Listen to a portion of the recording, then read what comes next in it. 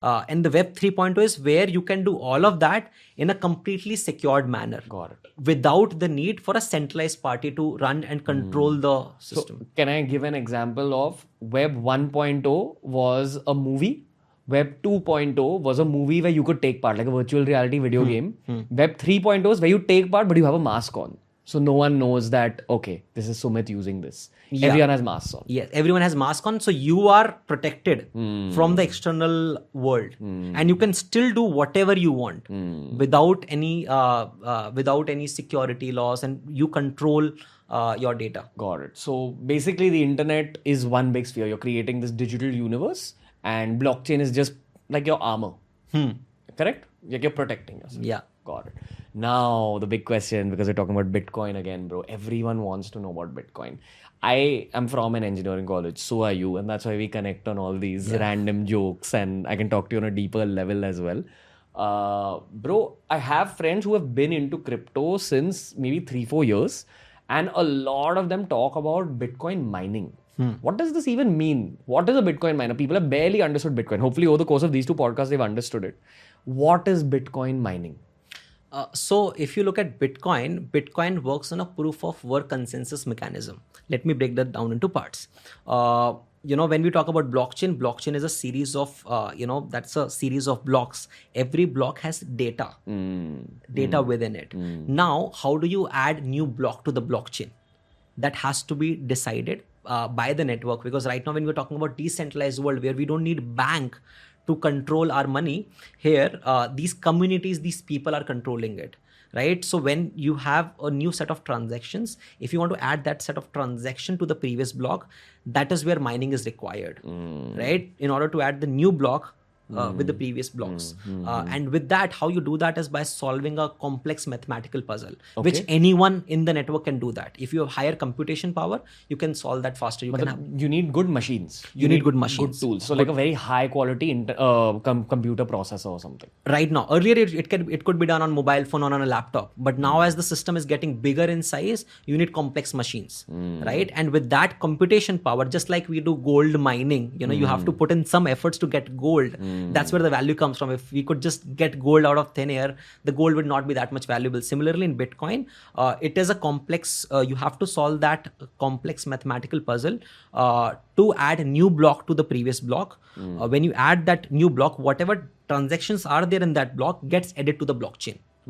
And the system rewards you with 6.25 Bitcoins. 6.25 Bitcoins. Yeah. So you're basically saying that in the same way that countries print more notes, this is the world of Bitcoin, the universe of Bitcoin, printing more Bitcoin, but giving it to you after you've done something. Some work. That's why it's called proof of work. You have to do work to get that. And while you are doing this work, the system automatically runs where you don't need a centralized party to grow the system. So what happens is... But this is fresh Bitcoin. This is fresh Bitcoin. It's never been with anyone before. This is freshly minted Bitcoins. And every 4 years, it just drops to half. So, in 2019, you used to get like 12.5 Bitcoins. Right now, at the moment, you'll get 6.25 after 4 years. So this halving, it's called Bitcoin halving, that happened in the May of 2020. So 4 years after that, you'll get half of 6.25 and it will decrease over time. But the value of Bitcoin is going up a lot over time. So the supply is going down, the demand is going up. That's why the price is bound to go up. Got it. So in the same way that Brave browser that you spoke of, their logic was we have a product of a browser and we will utilize that. They've just thought of something very creative in order to make their cryptocurrency go up. In the same way, whoever created Bitcoin thought of this mechanism. Ki we will create this real life video game for the coders, for the mathematicians. Ki if you want to earn some of our product, you work towards it. Then when you put it out, we expect that lots of people will start mining Bitcoin. It'll go out into the actual world. And then value will go up, and then we'll keep this game with a smaller and smaller reward. So Bitcoin holds all the properties of a money. So, whatever money does, whatever gold does, they just follow the same process where you cannot just create artificial supply.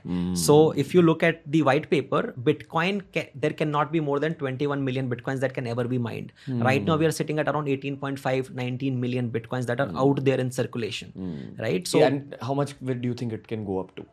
like over the next 5 years? Like you said, 18.5, 19? So by the year 2140, all the bitcoins will be mined. Okay. But So- you have time till then. Yeah, so you have 120 years till then. After that, people will continue to participate in the system by getting the transaction fee. So so if I'm sending Bitcoin to you, there has to be a small fees that is paid to the miner. So Bitcoin miners will get fees from those transactions.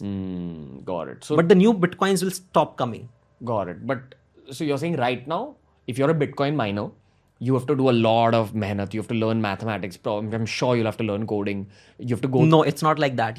So there are a lot of mining pools also.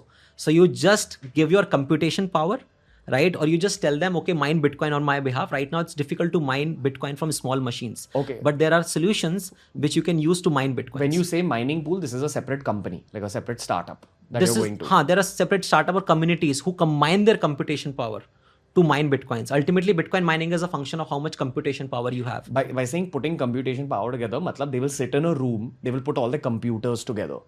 Is it something like that? So Like they will. what happens is, if